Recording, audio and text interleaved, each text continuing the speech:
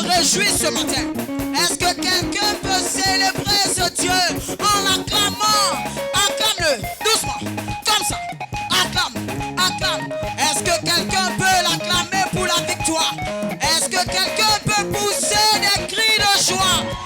Oh! Danse un peu, un peu.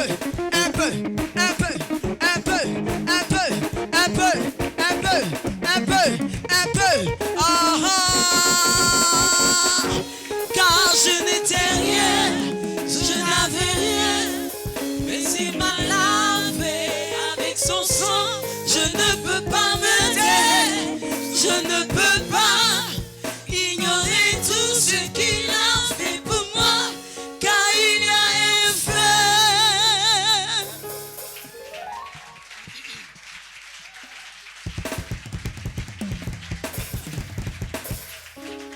Jésus mérite plus que ça, il mérite plus que ça.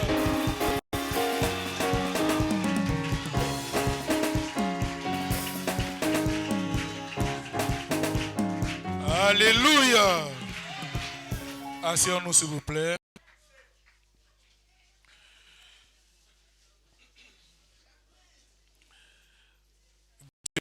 Merveilleux, bien-aimé. Dieu est tellement merveilleux que si nous devons relater ou raconter tous ces hauts bienfaits dans nos vies, je pense que chacun de nous pourrait écrire un livre et même des livres. Alors notre manière, la plus simple manière pour nous de lui exprimer notre reconnaissance, c'est d'être continuellement dans un temps d'adoration. Bien-aimés, nous continuons notre thème. Et ce dimanche sera le deuxième dimanche qui nous permet, par la grâce de Dieu, de continuer notre thème. Toute preuve suscite une adoration. Et l'adoration nous rapproche de Dieu.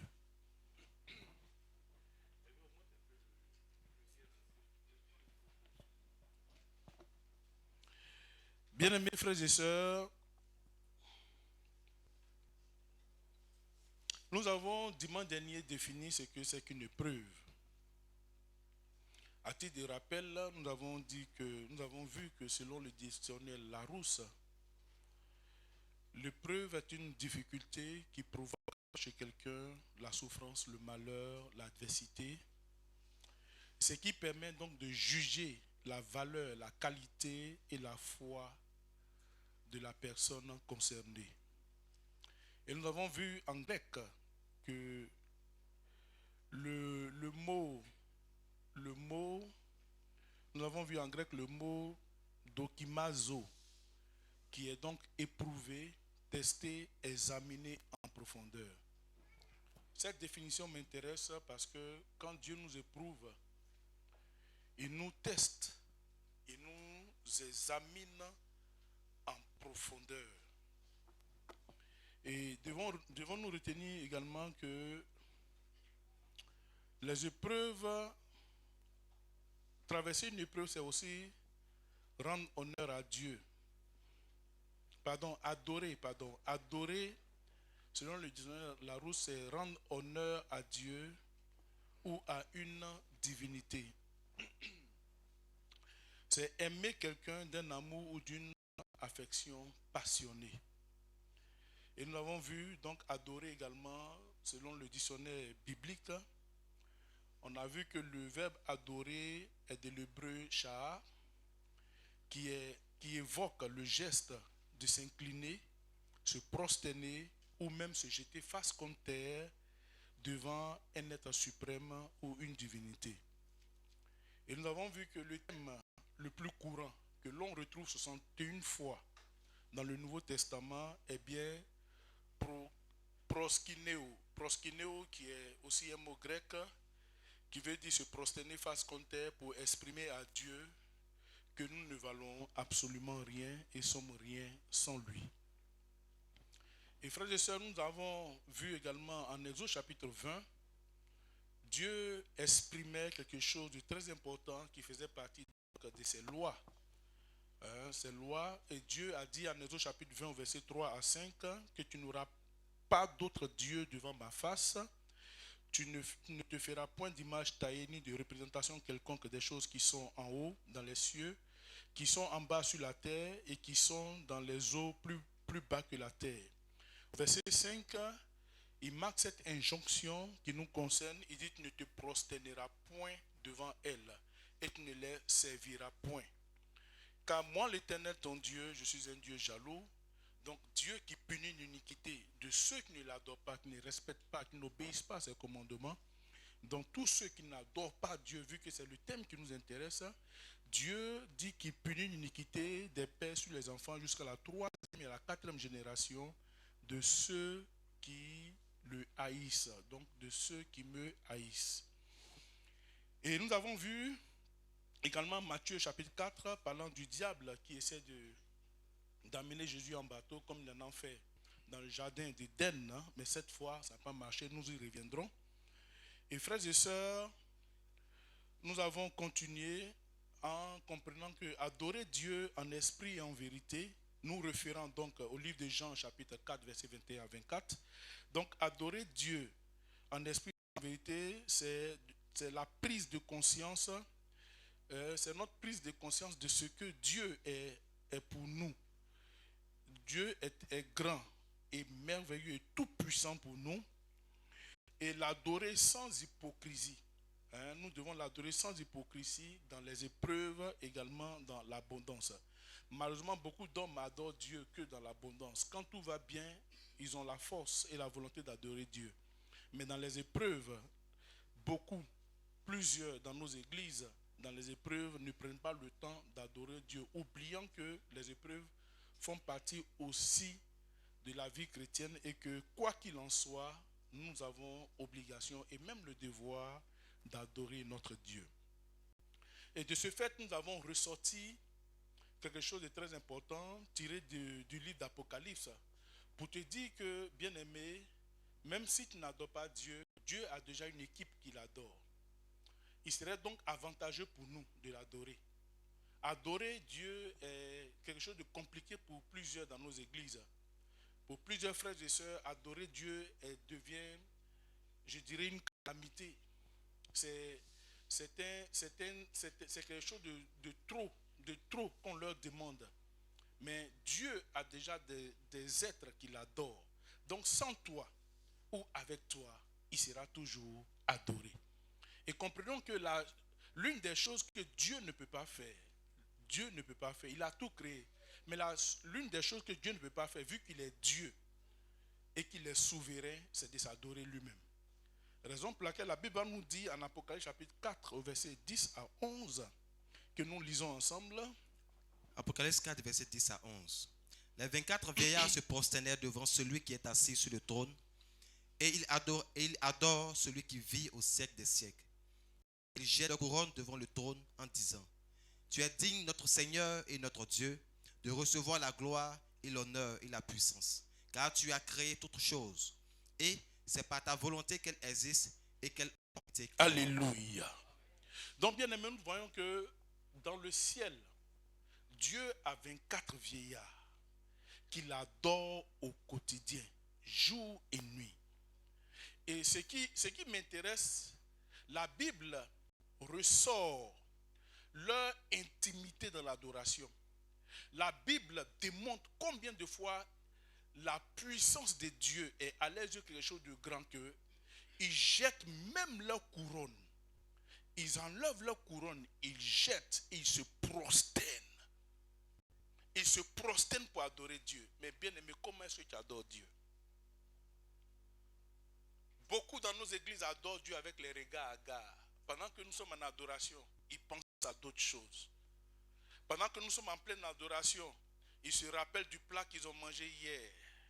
Pendant qu'ils sont en pleine adoration, ils sont en train de mijoter le rendez-vous qu'ils ont avec quelqu'un qui va leur donner de l'argent. Pendant qu'ils sont en pleine adoration, il y en a qui dorment.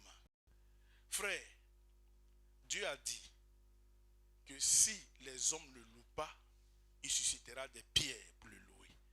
Et je te dis encore ce matin, si tu n'adores pas Dieu, Dieu a déjà une équipe qui l'adore suffisamment. Gloire à Dieu. Même au-delà des 24 vieillards, il y a encore des anges qui l'adorent, selon Apocalypse chapitre 7, verset 11 à 12. Et tous les anges se tenaient autour du trône, et des vieillards et des 4 êtres vivants. Et ils se prosternaient sur leurs faces devant le trône. Ils se prosternaient sur leurs faces. Devant le trône. Regarde, depuis combien de temps t'es-tu pas prosterné sur ta face pour adorer Dieu? Adorer, c'est de se prosterner. Exprimer à Dieu, il est tout puissant. Et que toi, tu n'es rien sans lui. Et que tu n'es rien sans lui. Tu ne représentes rien devant la face de Dieu. Et la Bible nous dit que nul ne peut voir Dieu et vivre. Tu ne peux pas, il le disait dans le livre d'Exode, nul ne peut voir Dieu et vivre. Mais regarde comment l'adores-tu. Tu adores Dieu comme si tu avais en face de toi un vagabond. Tu respectes même ton patron que Dieu dans l'adoration. Tu as plus de considération de ton mari que Dieu. Tu as plus de considération pour ton mari que Dieu même dans l'adoration. Comment adores-tu ton Dieu? Comment l'adores-tu? Comment l'adores-tu? Alors continuons. Et ils se prosternaient sur leurs faces. Et ils se prosternaient sur leurs faces devant le trône. Et ils adoraient Dieu. Verset suivant. Oui, en disant, verset 12. Amen. La louange, la gloire, la sagesse, l'action de grâce, l'honneur, la puissance et la force soient à notre Dieu au siècle des siècles. Alléluia. Amen. Vous voyez que la Bible dit, selon la version Semeur, à notre Dieu soit la louange, la gloire, et la sagesse, la reconnaissance et l'honneur, la puissance et la force pour toute éternité. Voyez. Lisons encore Apocalypse chapitre 11, verset 16. Apocalypse 11, verset 16. Et les 24 vieillards qui étaient assis devant Dieu sur leur trône se prosternaient sur leur face et ils adoraient Dieu. Amen. Alléluia. Je lis la version Semeur. Et les 24 vieillards qui siègent devant Dieu se prosternaient la face contre terre et adoraient Dieu, Seigneur Dieu Tout-Puissant, qui est et qui était. Nous te disons notre reconnaissance, car tu as mis en œuvre ton immense puissance pour établir ton règne. Frères et sœurs, nous entrons dans le message de ce jour. Tout ce que nous avons dit était juste un rappel du message du dimanche passé. Aujourd'hui, je voudrais déjà te faire remarquer quelque chose. Frère, fais attention à tous ceux pour qui le succès, c'est-à-dire que l'amour de l'argent est plus important qu'adorer Dieu.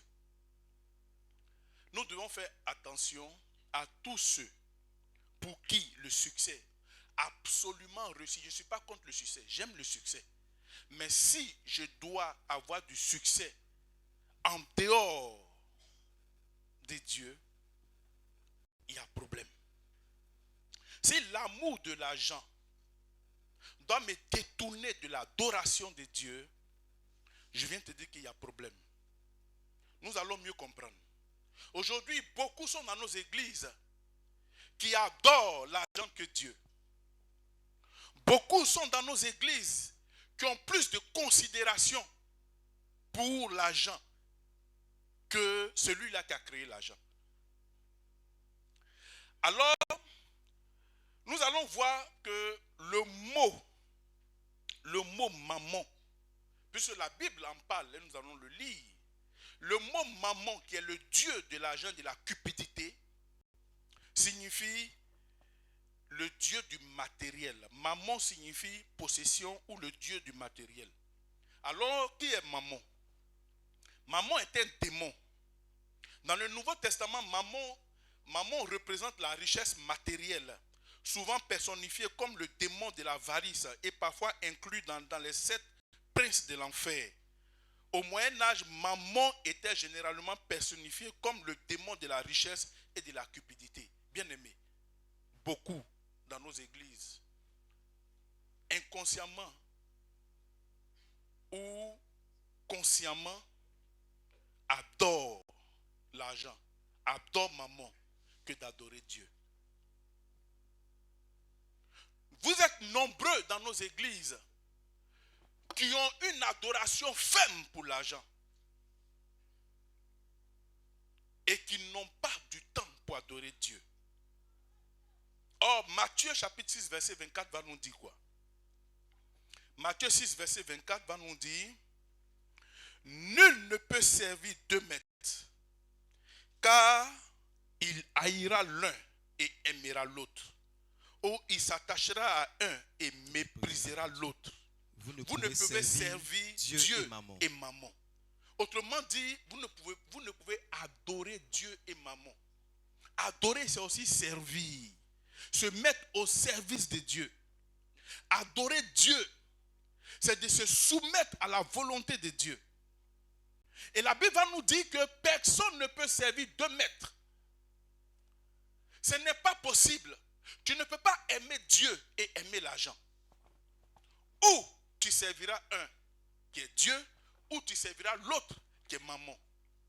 Mais dans le cas d'espèce, nous remarquons que beaucoup de chrétiens, beaucoup de frères et sœurs dans nos églises ont plus de considération pour l'argent que Dieu. Frère, le diable a dit à Jésus, en Luc chapitre 4, verset 5 à 8, Luc chapitre 4, verset 5 à 8, le diable l'ayant élevé, lui montra un instant tous les royaumes de la terre. Verset 6, il lui dit, je te donnerai toute cette puissance et la gloire de ces royaumes. Oui. Car elle m'a été donnée. Elle m'a été donnée et je la donne à qui je veux. C'est faux. Le diable n'a rien à te donner. Lui-même, il n'a rien créé. Et il affirme ces choses, disant à Jésus que je te donnerai toute cette puissance et la gloire de ces royaumes, car elle m'a été donnée et je la donne à qui je veux. Bien aimé, le diable n'a rien à donner à qui que ce soit. Le diable n'a rien créé. Il n'est l'auteur ou le propriétaire de quoi que ce soit. Il n'est le créateur de quoi que ce soit. Et lui-même il le dit, elle m'a été donnée, mais qui lui a donné? C'est Adam et Ève qui lui a donné ce pouvoir. Mais Dieu ne lui a pas donné. Adam et Ève lui a donné un pouvoir. Mais Dieu ne lui a pas donné la richesse de ce monde. Et donc, il continue par dire au verset 7, si donc tu te prosternes devant moi, elle sera toute à toi. Aujourd'hui, dans l'église, les chrétiens courent après l'argent, sans savoir que le faisant, ils se prosternent devant le diable. Les chrétiens préfèrent rester dans leurs activités et bâcler l'œuvre de Dieu, bâcler l'heure de l'adoration, bâcler l'heure de la prière, bâcler une activité quelconque dans l'église pour de l'argent. Je viens te dire, mon frère, je viens te dire, ma soeur, le faisant, tu as train d'adorer le diable sans le savoir. Un chrétien qui abandonne l'heure de la prière, l'heure de l'adoration et qui se consacre à son activité, je t'annonce que tu as train d'adorer Mammon. Et là, je parle, bien entendu, aux bien-aimés qui sont chefs d'entreprise, qui ont eux-mêmes leur business. Je ne parle pas des frères qui ont une contrainte. C'est-à-dire que dans ton contrat, c'est signé, l'heure est mise, tu commences à travailler à telle heure, tu finis à telle heure. Je ne parle pas de ces personnes-là. Parce que dans ton contrat, si on te dit que tu finis à 18 heures et qu'à 15 heures, il y a la prière, tu ne peux pas abandonner ton poste pour venir travailler. Ça, ce n'est pas de l'adoration. Mais quand tu es propriétaire de ton activité, tu es chef d'entreprise et que tu sais que tu peux prendre la décision d'arrêter les activités pour aller à la rencontre de ton Dieu et que tu ne le fais pas à cause de l'argent, tu as train d'adorer Dieu. qui adore adorer maman, qui adore le Dieu de l'argent, parce que ce qui te maintient là-bas, ce n'est pas Dieu. C'est qui? C'est l'argent. Alléluia. Frères et sœurs, au verset 8, il dit, et Jésus lui répondit. Il est écrit. Il est écrit. Tu adoreras le Seigneur ton Dieu et tu le serviras lui seul. Tu le serviras lui seul. Frère, c'est par amour du monde et des choses de ce monde que plusieurs chrétiens éprouvent le mal d'adorer Dieu en esprit et en vérité. C'est par amour du monde et des choses du monde que plusieurs chrétiens ont du mal, éprouvent du mal à adorer Dieu en esprit et en vérité. Adorer Dieu en esprit, c'est d'être connecté à lui. Rien ne peut t'empêcher d'adorer Dieu. En vérité, c'est de l'adorer sans hypocrisie. Mais lorsque le temps arrive d'adorer Dieu et que tu décides de rester en train de rechercher de l'argent, je viens te dire que tu es en train d'adorer maman, le Dieu, le démon de l'argent.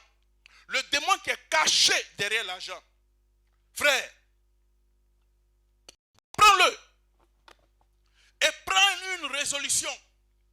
Si tu es concerné, ne te dis pas que je suis en train de te fustiger. Je ne suis pas en train de te fustiger, mais je suis en train d'ouvrir ton esprit, ouvrir ta pensée pour comprendre que tu es dans une mauvaise chose. En tant que chrétien, tu ne dois pas te comporter ainsi. Parce qu'il n'y a rien que Dieu ne peut pas te donner. La vie que Dieu te donne est au-delà, au-dessus de ce que tu peux avoir dans ton activité. La santé que Dieu te donne est au-delà, au-dessus de ce que tu peux avoir dans ton activité. Frère, l'argent ne peut pas te procurer la santé. L'argent ne peut pas t'accorder la vie. C'est Dieu qui te les donne, ces choses, par sa bonté et par sa grâce.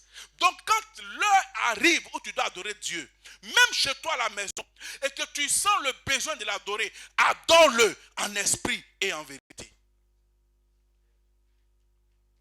Si ton travail t'empêche d'adorer Dieu, même étant à la maison, et que tu estimes que tu es fatigué, tu ne peux pas aller à la rencontre de ton Dieu, pendant que tu sens que ton Dieu a besoin de toi dans l'adoration, et que tu refuses de le faire sous prétexte que tu es fatigué, alors tu as donné toute la gloire à maman. Quelqu'un me comprend?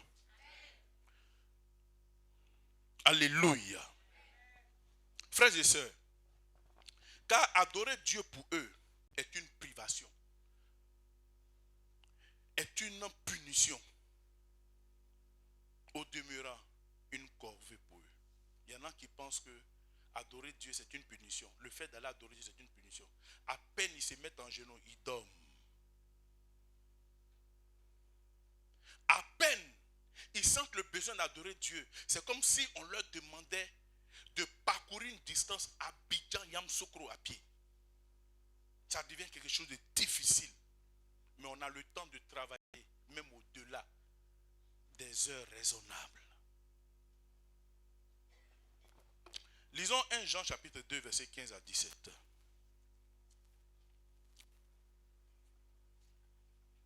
1 Jean chapitre 2, versets 15 à 17. 1 Jean chapitre 2, versets 15 à 17. Oui. N'aimez point le monde. N'aimez point le monde, Ni les choses qui sont dans le monde. ni les choses qui sont dans le frère. Très souvent nous lisons cette portion de la parole, mais apparemment nous ne comprenons pas. La Bible nous dit que nous ne devons pas aimer le monde. Nous vivons dans ce monde, mais nous ne devons pas aimer ce monde tel que les autres l'aiment. Et la Bible nous dit clairement en Romains chapitre 12, il dit de ne pas nous conformer au siècle présent, de ne pas nous conformer aux habitudes des hommes de ce monde. Nous sommes chrétiens, nous devons faire la différence. Frère, nous sommes chrétiens, nous devons faire la part des choses. Nous sommes chrétiens, nous devons marquer quelque chose de significatif. Quand on t'appelle chrétien, il faudrait qu'on sache que tu es vraiment chrétien. Lorsque tu prends le temps de fermer ton activité et que quand un client te demandera mais où vas-tu et tu lui dis que je vais adorer mon Dieu, c'est un message que tu lui donnes. À l'heure de la prière, même s'il est midi et qu'on te dit à midi il y a la prière, pendant que la clientèle afflue, qui peut fermer? Qui? Rares sont ces chrétiens-là qui ont compris. Mais les musulmans ont compris. Quelle que soit l'heure, quand il est l'heure d'aller prier leur Dieu, ils ferment. Ils ferment. Et je n'ai jamais vu un musulman échouer dans son activité. Je n'ai jamais vu un Mauritanien fermer sa boutique. C'est nous les chrétiens qui allons toujours vers eux. N'est-ce pas? C'est nous les chrétiens qui allons toujours vers eux. Parce que leur Dieu qu'ils adorent, a prouvé, ou leur a prouvé par A plus B, s'ils obéissent à sa volonté, il est capable de leur donner ce qu'ils prétendent avoir perdu. Mais toi, tu es chrétien, tu as le Dieu Tout-Puissant. Le Dieu que des 24 vieillards adorent, des anges adorent. Le Dieu créateur de toutes choses. Le Dieu qui dit et la chose arrive. Le Dieu même qui fait enfanter une stérile. Le Dieu même qui fait enfanter une vierge. Qu'est-ce qu'il ne peut pas te donner? Qu'est-ce que ce Dieu-là ne peut pas te donner? Au point de boycotter l'heure de l'adoration pour te consacrer à une adoration d'argent. Tu aimes l'argent que Dieu. Bien-aimé, donne-moi un amen que je te parle. Non, ton amen n'est pas bon. Dis-moi un bon amen que je te renseigne. Alléluia. Frère, il y a la puissance dans l'adoration. Il y a une puissance dans l'adoration, bien-aimé. Il y a une puissance dans l'adoration. Frère, nous avons lu l'histoire d'Abraham. Dieu lui dit, Abraham, abandonne tout, va. Quitte Charan, quitte ton activité, abandonne famille, enfants et connaissances. Abraham se lève sur la base de la promesse de Dieu. Abraham part. Frères et sœurs, mais sur le chemin, selon Genèse chapitre 12 au verset 10, Abraham ne rencontre pas les promesses de Dieu, mais Abraham va rencontrer la famine dans laquelle il a tout épuisé, toute sa production s'est épuisée. Abraham aurait pu retourner. Abraham aurait pu rebousser chemin, mais Abraham n'a pas reboussé chemin. Bien au contraire, la Bible dit, à mesure qu'il avançait, il adorait Dieu. Il bâtissait des autels pour adorer son Dieu. Abraham s'est retrouvé à Guérar. La puissance de Dieu a donné à Abraham de retrouver tout ce qu'il a perdu. Parce que Abraham est allé jusqu'à troquer sa femme. Le roi de Guérar, d'abord en Égypte, le pharaon de l'époque va prendre sa femme et lui donner des biens. Abraham n'a pas abdiqué. Abraham ne s'est pas retourné. Abraham a fait confiance à son Dieu. Et pendant la nuit, Dieu se lève pour Abraham. Il se révèle à Pharaon. Il lui dit, Pharaon, tu as interdiction formelle de toucher à ma servante. Donc Abraham reçoit une dot sans le mariage. C'est l'adoration. Alléluia. Abraham, Dieu planifie tout. Frère, l'adoration de Dieu est quelque chose de très extraordinaire. Si tu n'as pas une connaissance minimale de ton Dieu, tu ne peux pas l'adorer. Tu ne peux pas fermer boutique. Tu ne peux pas abandonner ton emploi. Tu ne peux pas quitter une activité pour venir l'adorer. Tous ceux qui refusent de venir adorer Dieu pendant leur activité sont des gens qui n'ont jamais expérimenté Dieu. Ils adorent Dieu du bout des lèvres. Je peux pousser. Abraham part. Abraham va continuer d'adorer Dieu. Bien-aimé, si tu n'es pas persécuté, tu ne peux pas adorer Dieu. Pour celui qui connaît Dieu, s'il n'y a pas de persécution, tu ne peux pas véritablement adorer Dieu. Parce que la joie, l'épanouissement viendront absorber ton intimité avec ton Dieu. Alors je m'en vais te dire qu'une femme n'avait pas d'enfant.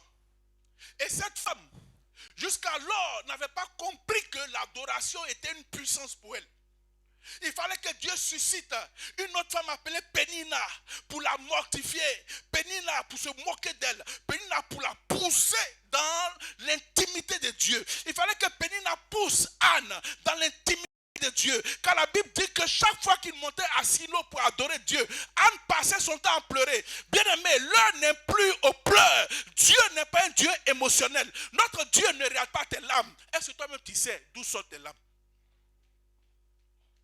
Dieu ne regardera pas tes larmes, mais Dieu regardera l'adoration qui vient de ton cœur. Le jour où Anne a compris qu'elle devait aller se mettre dans la présence de Dieu pour l'adorer, ce jour-là, Dieu s'est levé pour elle. Frère, ma soeur, arrête de pleurer. Les pleurs ne vont jamais faire quelque chose. Dieu n'aime pas les chrétiens pleurnichards. Dieu n'aime pas les chrétiens qui pleurent. Tout chrétien qui pleure dit à Dieu qu'il est incapable. Quand tu sais que ton père est capable, tu ne pleures pas. Quelqu'un me donne un bon amen que j'avance. Frère,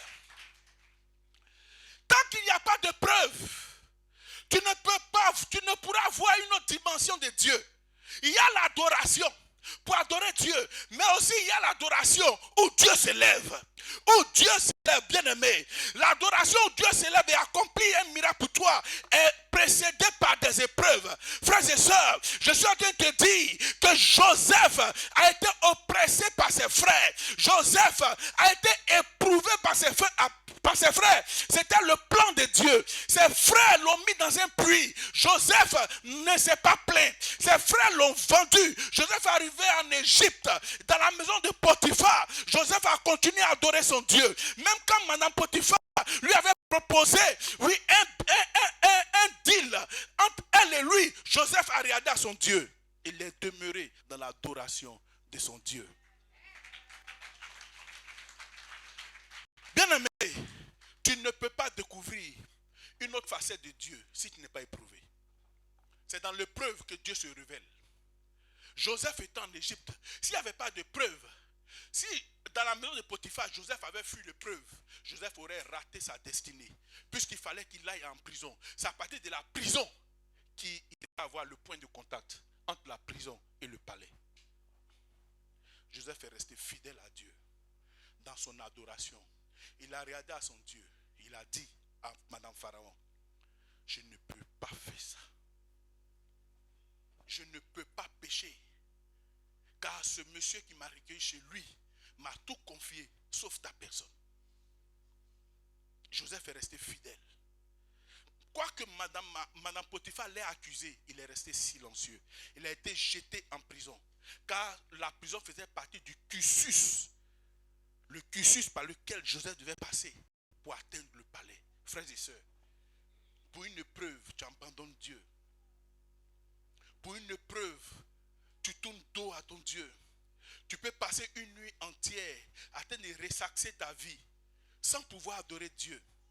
Mais quand on te demande de passer juste 30 minutes devant la face de Dieu, ça devient un problème. Mais regarde, tu passes une nuit blanche à train de penser, réfléchir, chercher des solutions. Frère, la solution ne viendra pas de tes pensées. Ma soeur, la solution ne viendra pas de tes pleurs. Mais la solution viendra que dans l'adoration. Dans l'adoration. Dans l'adoration, bien-aimés. Frères et sœurs, il n'y a pas de véritable adoration sans épreuve. Et la Bible nous en parle longuement avec des cas et des exemples. Mon frère, ma soeur, Mardochée était à la porte du roi. Mardochée était le manager de la reine Esther. Esther est rentrée au palais. Esther n'avait pas de vie d'adoration. Esther n'avait pas de vie d'adoration. Jusqu'à ce qu'un jour, Dieu décide le cœur d'un homme appelé Aman pour s'en prendre au peuple d'Israël. Un décret avait été érigé, avait été écrit, une décision a été prise par le roi disant que tout le peuple hébreu devait tuer. C'est en ce moment-là, après avoir échangé avec Mardochée, que Esther entre dans un temps d'adoration, dans un temps de consécration. Mes frères, l'adoration change des choses. L'adoration change des décisions qu'un homme peut prendre.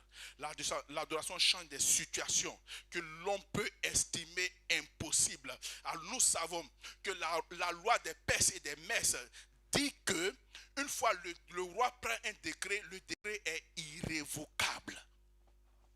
Le peuple d'Israël devait être tué.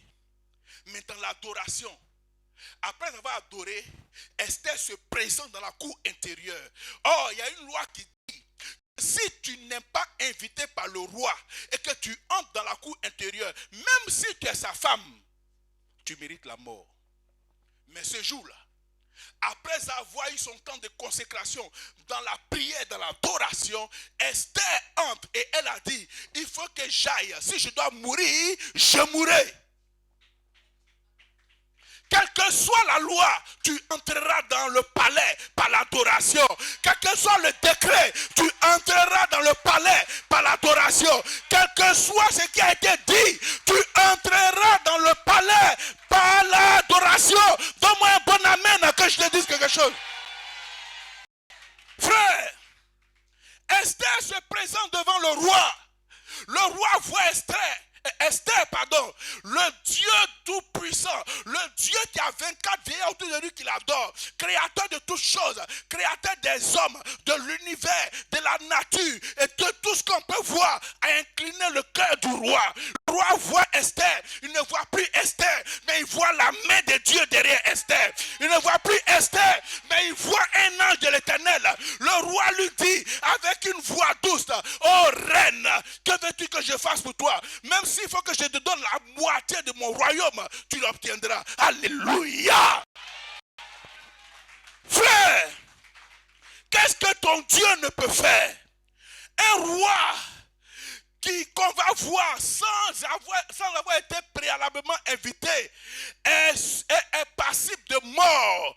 Tu meurs si tu vas voir le roi, s'il ne t'invite pas. C'est ce que le décret dit. Mais Esther est rentrée sans avoir été invitée. Et le roi, le cœur incliné, le roi lui dit, tout ce que tu veux, je te le donne.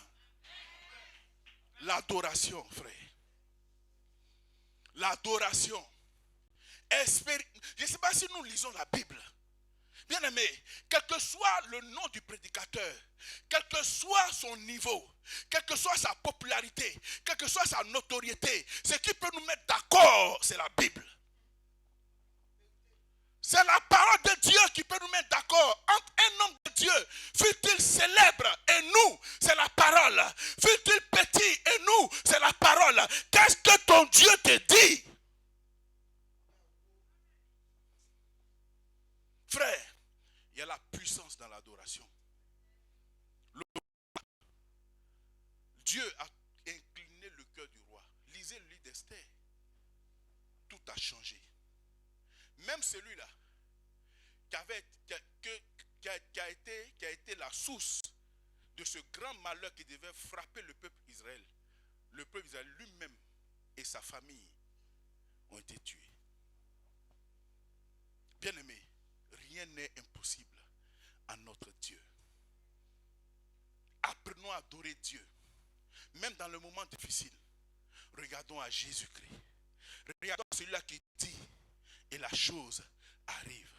Regardons à celui-là qui ordonne et la chose se fait. Frère,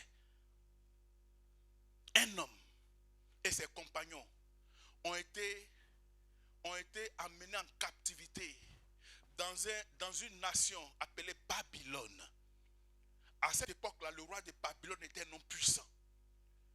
Mais face au roi, Shadrach, Meshach, Abednego ont refusé d'adorer le Dieu du roi. Même sous la menace d'être jeté dans le feu ardent.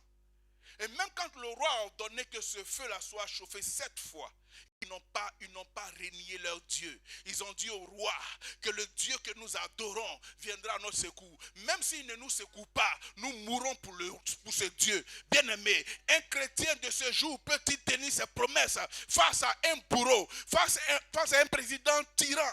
Un chrétien peut-il dire à un président de la nation qui te menace de mort que je n'adorerai pas ton Dieu? Qui? Si face à un client, tu ne vas pas dire au client que je vais adorer mon Dieu.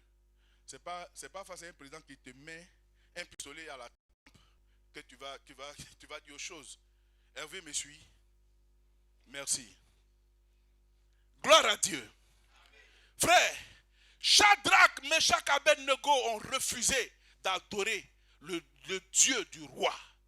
Le Dieu que le roi avait érigés, ils connaissaient leur Dieu. Ils savaient de quoi leur Dieu était capable. Lorsqu'ils ont été jetés dans le feu, la Bible dit, ceux-là même qui les jetaient sont morts.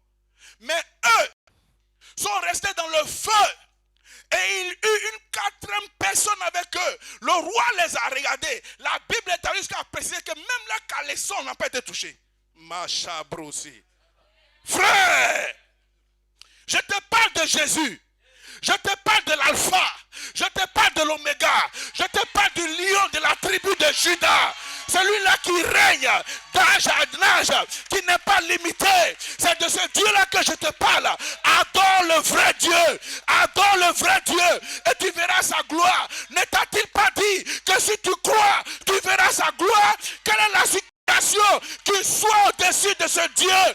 Quelle est la situation qui soit au-dessus de ce grand Dieu, ce merveilleux Dieu, ce glorieux Dieu? Qu'est-ce que tu recherches que ce Dieu ne peut te donner? Qu'est-ce que tu recherches que ce Dieu soit incapable de te donner? Ma soeur, ferme ton magasin en une journée, espère en Dieu et tu verras que Dieu t'en donnera 10 magasins. Oui, car il a dit, il en donne à ses bien-aimés pendant leur sommeil. Donne-moi un bon amen que je parle. Alléluia. Nous limitons Dieu, frère. Nous limitons notre Dieu. Alors que notre Dieu n'est pas limité.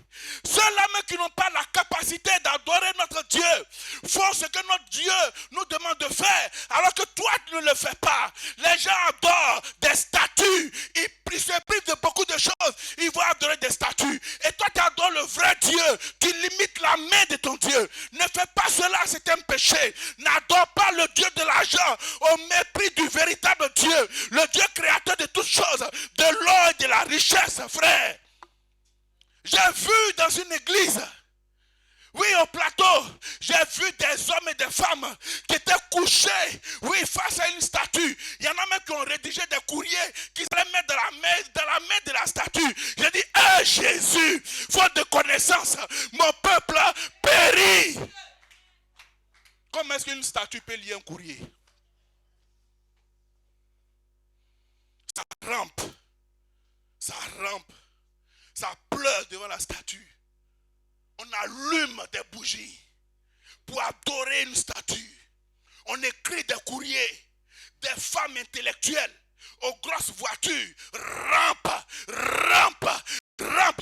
Seigneur, si elles avaient la révélation de t'adorer ainsi, tu auras délivré leur vie, frère. Ce n'est pas la voiture qui fait de toi une femme heureuse. Ce n'est pas la grande maison qui fait de toi un homme heureux. Oui, il y en a qui ont de grandes maisons, il y en a qui ont de grosses voitures, mais qui souffrent dans les chairs. Mais regarde-toi, tu n'as pas de grosses voitures, tu n'as pas de grandes maisons, mais l'Éternel te procure la joie, la paix, le bonheur. Alléluia. Bien-aimé, la bénédiction de l'Éternel ne se définit pas par une grosse voiture. La bénédiction de l'Éternel ne se définit pas par une grande maison. La bénédiction de l'Éternel n'est pas fonction du gros salaire que tu as. Car la Bible me dit, il n'y a que la bénédiction de l'Éternel qui enrichit et elle n'est suivie d'aucun chagrin. Si tu as une bénédiction et que tu es chagriné, elle ne vient pas de Dieu. Si tu as une grosse voiture et que tu es malheureuse, tu n'es pas béni de Dieu. Si tu as une grande maison et que tu es malheureux, tu n'es pas béni de Dieu. Bien-aimé, la bénédiction de Dieu enrichit et elle n'est point frappée de chagrin. Quelqu'un me donne un bon amen que je lui dise quelque chose. Donne-moi un bon amen que j'aime.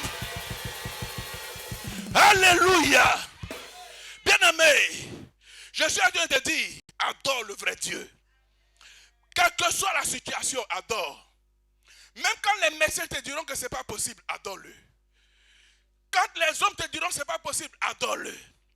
Quand ils te diront que c'est fini, adore-le. Dans l'adoration, Dieu guérit. Dans l'adoration, Dieu libère. Dans l'adoration, Dieu sort. Frère, il agit encore aujourd'hui. Il est le même hier. Il agira encore aujourd'hui. Il en fera encore demain. Autant il a dit à Lazare, sors. Dieu déclarera de ta vie que ce qui était caché, ce qui avait été enterré, sortira du tombeau. Parce qu'il est Dieu. Gloire à Dieu. Frère, les médecins ont dit aux cancéreux que ce n'est pas possible, que c'est fini. Mais Jésus-Christ s'est glorifié. Jésus-Christ s'est glorifié. Les médecins ont dit, j'ai entendu dire, les médecins disent à un cancéreux que c'est fini. Tu as 7 jours pour vivre. Mais depuis 2014-2015, ce monsieur vit encore jusqu'à ce jour. Il est en bonne santé. Nous avons été témoins de ces choses. Nous avons vu des médecins dire aux femmes que ce n'est pas possible d'enfanter. Oui, les dispositions de tes organes ne peuvent pas te donner d'enfanter. Mais ces femmes ont enfanté 1, 2, 3 aujourd'hui. Bien aimé, quelqu'un a dit un amen que je t'annonce. Frère, notre Dieu n'est pas conditionné par la médecine. Notre Dieu n'est pas conditionné par un bilan médical. Notre Dieu n'est pas conditionné par quoi que ce soit. Quoique c'est lui qui a donné l'intelligence et la sagesse aux hommes de créer la médecine. Mais Dieu est au-dessus de la médecine. Il est au-dessus de la science. Il est au-dessus de tout pouvoir. Alors je peux encore te dire, pourquoi tu me demandes? Pourquoi? Pourquoi dois-je l'adorer? Pourquoi? Dis-moi. Quand je l'adore, ça doit t'amener à te poser des questions. Mais qu'est-ce qu'il a ce monsieur? Qu'est-ce qu'il a ce monsieur? Quand je prêche, quelqu'un doit me dire, mais qu'est-ce qu'il a ce monsieur? Quand j'annonce l'évangile, quelqu'un doit me dire, mais qu'est-ce qu'il a ce monsieur? Pourquoi tu me demandes? Pourquoi? Pourquoi tu me demandes? Allez-y, pourquoi tu me demandes? Oh frère, pourquoi tu me demandes? Tu me demandes pourquoi j'aime le louer, pourquoi j'élève les mains, juste pour le magnifier. Mais tu peux pas comprendre ce que Dieu a fait pour moi. Si je te l'expliquais, tu verras qu'il mérite que je vienne le louer. Tu me demandes pourquoi j'aime le louer, pourquoi je lève les mains, juste pour le magnifier. Mais tu ne peux pas comprendre ce que Dieu a fait pour moi. Si je te l'expliquais, tu verras qu'il mérite que je vienne le louer. Alléluia. Célèbre ton Dieu, il est trop puissant. Notre Dieu est puissant, il est glorieux. Car je n'étais rien, je n'avais rien, mais il m'a lavé avec son sang. Je ne peux pas me taire, je ne peux pas ignorer tout ce qu'il a fait pour moi. Car il y a un feu qui brûle en moi pour Dieu. Je sens brûler ce feu qui brûle en moi pour Dieu. Je ne peux pas ignorer ce feu qui brûle en moi pour Dieu. Je sens brûler ce feu qui brûle en moi Alléluia. Alléluia. Bien-aimé, nous parlons d'un Dieu qui est vivant. Un Dieu qui est tout puissant. Frère, il y a la vie dans l'adoration. Il y a le miracle dans l'adoration. Il y a la gloire dans l'adoration. Il y a l'élévation dans l'adoration. Il y a la bénédiction dans l'adoration. Il y a le mariage dans l'adoration. Il y a l'enfantement dans l'adoration. Il y a le travail dans l'adoration. Il y a le visa dans l'adoration. Il y a la gloire dans l'adoration. Bien-aimé, tout ce que tu recherches dans l'adoration, réjouis le cœur de ton Dieu, adore-le et Dieu te donnera ce que ton cœur désire, ce que ton cœur désire. Bien-aimé, il est Dieu Qui brûle en moi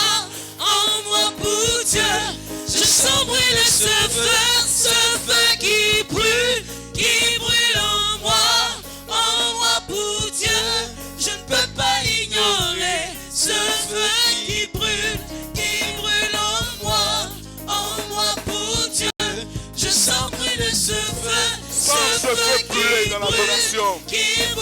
Sans ce feu brûlé dans l'adoration. Frère, la Bible ne ment pas. Un homme appelé Daniel, nous dit la Bible, était en terre babylonienne dans l'esclavage. Oui, il faisait partie de la déportation du peuple d'Israël à Babylone. Cet homme a gardé sa culture de l'adoration du vrai Dieu. Et la Bible nous dit qu'il priait 3 fois le jour. Il priait 3 fois le jour. Il ne manquait pas aux heures d'adoration. Oui, la Bible dit, chaque fois qu'il priait, il tournait face vers Israël.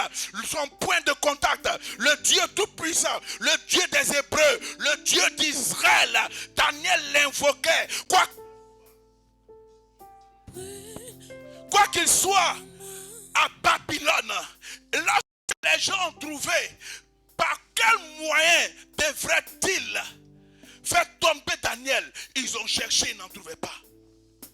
Le seul moyen sur lequel ils se sont convenus, ils ont dit qu'il aime tellement son Dieu et que c'est par ce point on doit l'avoir.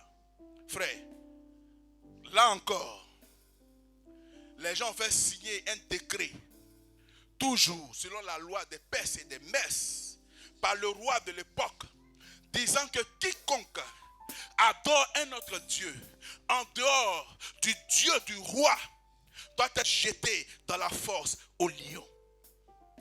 Ça devait être selon eux le point faible de Daniel. Je viens te dire encore femme, je viens te dire encore homme, je viens te dire ma soeur, je viens te dire mon frère, quelle que soit la situation, quel que soit le décret, quel que soit le client, quel que soit l'argent qui sera donc promis, sache que aucune somme ne doit remplacer ton adoration. Aucune somme ne doit prendre la place de Dieu.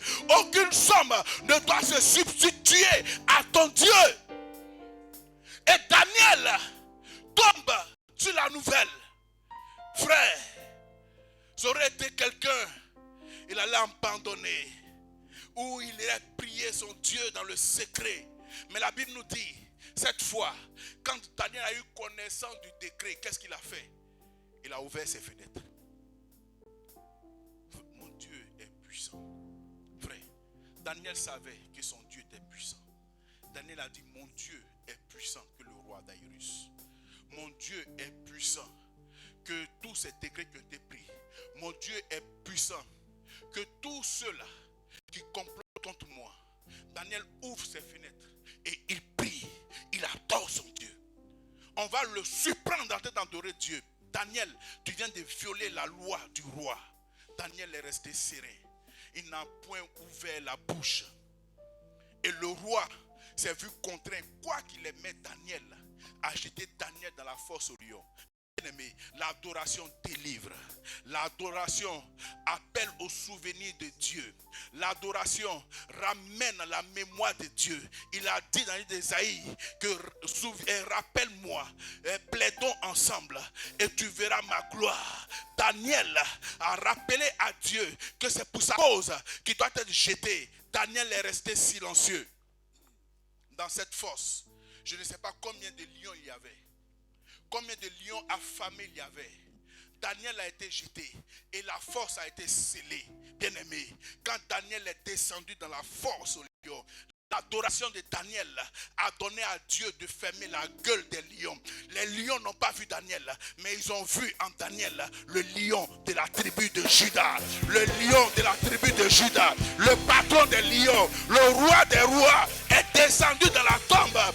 Bien-aimé, donne-moi un bon amen que je t'annonce la vérité. Dis-moi un amen que je te dise la vérité. Alléluia, frère. Hey. Dans cette force, les lions se sont mis au garde à bout. En voyant Daniel, les lions se sont levés comme des soldats. Ils se sont mis au garde à bout parce que leur patron est descendu.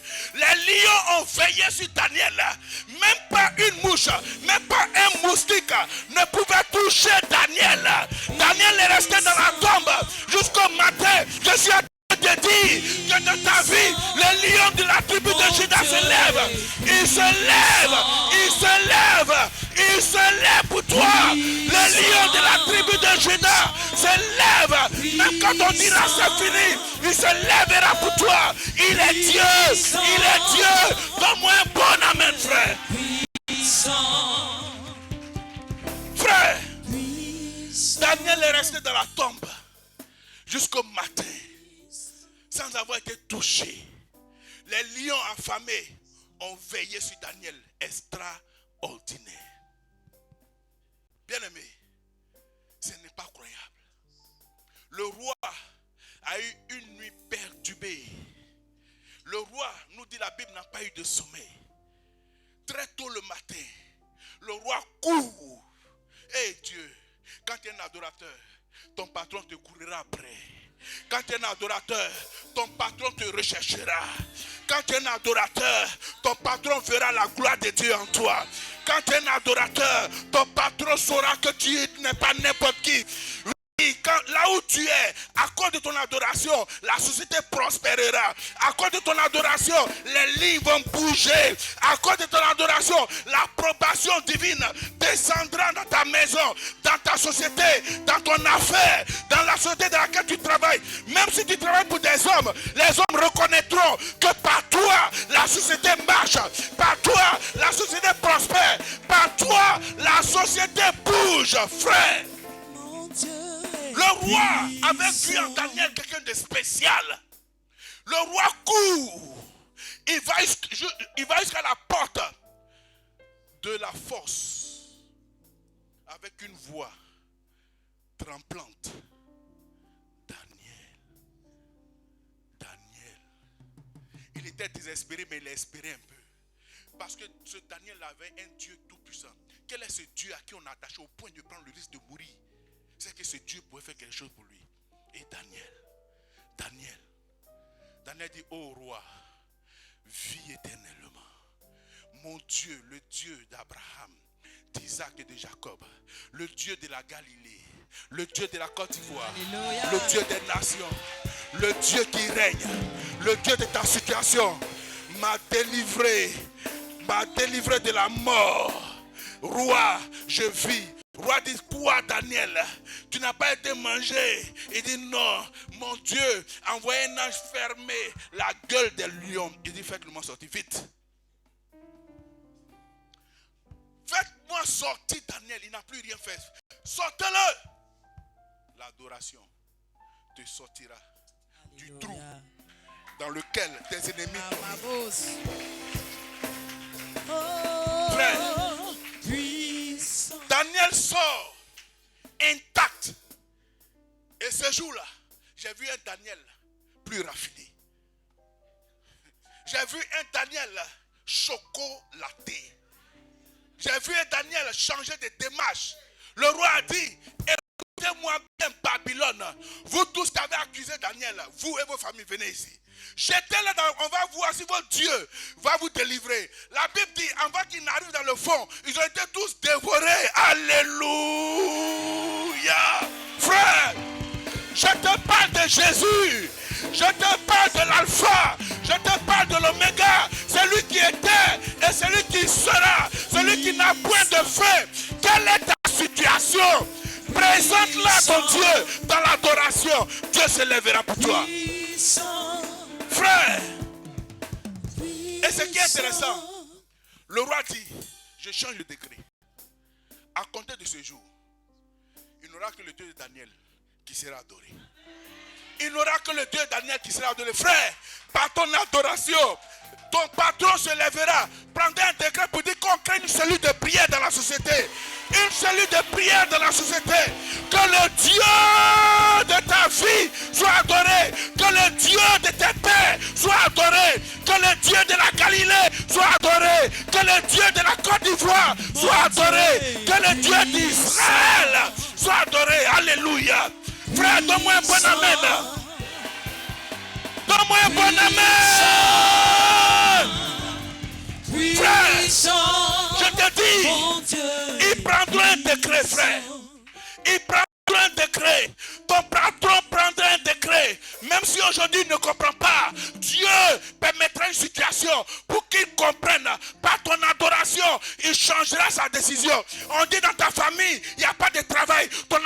adoration attire le travail. On est dans ta famille, il n'y a pas de mariage. Ton adoration attire le mariage. On est dans ta famille, il n'y a pas d'enfantement. Ton adoration attire l'enfantement. Alléluia. Frère, donne-moi un amen que je te dise la vérité. Donne-moi un amen que je te dise la vérité. Donne-moi un amen que je te dise la vérité. Frère, je veux bénir le nom de Dieu pour la vie de quelqu'un ce matin. Je veux rendre gloire à Dieu pour la vie de quelqu'un ce matin. Je veux parler de ceux-là qui t'ont persécuté. Oui, ceux-là qui m'ont persécuté, ceux-là qui nous ont persécutés, ils nous ont combattus, ils nous ont insultés, ils ne savaient pas que par les persécutions, ils nous faisaient du bien. En nous persécutant, ils nous poussaient dans l'adoration. En nous persécutant, ils nous poussaient dans l'adoration. En nous insultant, ils nous poussaient dans l'adoration. Frère, dans l'adoration, nous avons la victoire. Nous avons la victoire. Nous avons la victoire de Jésus. Je te parle de Jésus. Frère, ils t'ont persécuté pensant te faire du mal. Mais ils ne savaient pas qu'ils te poussaient dans la présence de Dieu. Ils t'ont insulté. Ils se sont levés contre toi. Ils ont comploté contre toi, croyant qu'ils allaient te faire du mal. Mais bien au contraire, ils t'ont fait du bien. Parce que la persécution t'a conduit dans la présence de Dieu, frère. Alléluia. Donc on va aller avec le cantique premier. Pourquoi tu me demandes? On va encore chanter. Je suis. Hey! Est-ce que tu peux bouger pour la gloire de Jésus? Tu me demandes pourquoi j'aime le louer. Oh, Jésus est merveilleux. Pourquoi je lève les mains juste pour le magnifier. Mais tu ne peux pas comprendre ce que Dieu a fait pour moi. Si je te l'expliquais, tu verras qu'il mérite que je vienne le louer. Tu me demandes pourquoi j'aime le louer. Pourquoi je lève les mains juste pour le magnifier. Mais tu ne peux pas comprendre ce que Dieu a fait pour moi. Si je te l'expliquais, tu verras qu'il mérite que je vienne le louer. Alléluia. Poussez, comme ça.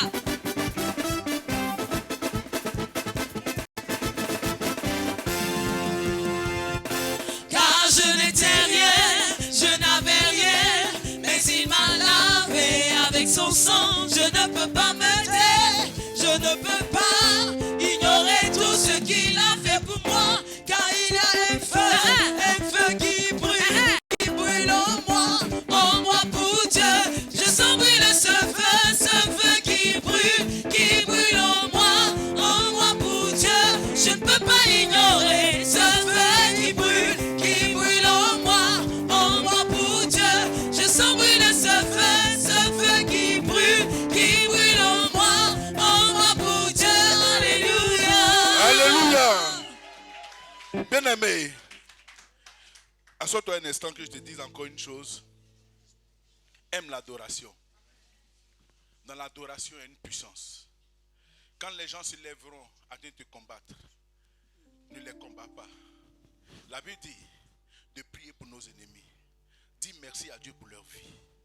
Tous ceux qui complotent contre toi, qui t'ont traité de tout et de n'importe quoi, bénis Dieu pour leur vie. Parce qu'ils ne savent pas que le faisant, ils t'introduisent dans l'adoration. Ils ne savent pas que le faisant, il te pousse davantage dans l'adoration. Or, celui qui est dans l'adoration, celui qui est dans la présence de Dieu, est celui-là que Dieu agrée. Pendant qu'ils prennent le temps de te calomnier, ils prennent le temps de t'insulter, ils prennent le temps de te donner des noms, ils prennent le temps de dire tout de toi. Toi qui es dans la présence de Dieu. Or, pendant que tu l'adores, Dieu t'agrée, Dieu te bénit, Dieu te bénit, Dieu te bénit. Adore-le, il te bénira. Adore-le, il te bénira. Adore ton Dieu, il te bénira, frère.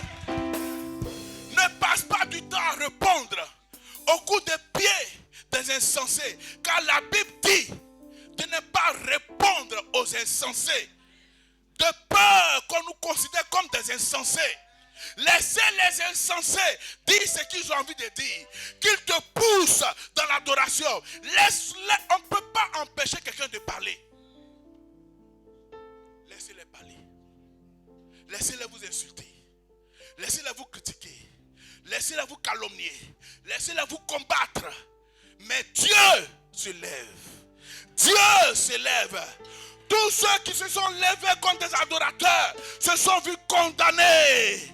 Oui, car la Bible dit que nous avons une puissance, une force, oui, une force qui combat pour nous. Toute force forgée contre nous seront sans effet. Toute langue qui se lève contre nous en justice, elle sera condamnée. Tel est l'héritage des fils et des filles de Dieu dans l'adoration. Tu deviens un fils dans l'adoration. Tu deviens une fille. Et tous ceux qui se lèvent contre toi, tu les condamnes. Tu les condamnes. Tu les condamnes. Que Dieu te bénisse au nom de Jésus. Les noms, Alpha, Oméga, aucun nom n'est comme le sien. Le nom de Jésus, plus haut que tous les noms. Alpha, Oméga,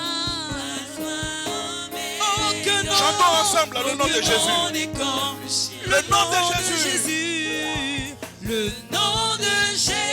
Le nom de Jésus. Plus haut que tous les Change la situation. Le nom de Jésus. Change la situation. Le nom de Jésus. Nous t'entendons au-delà de ce qu'on peut penser ou imaginer. Le nom de Jésus attire la gloire, attire le règne. Le nom de Jésus est tout puissant. Le nom de Jésus.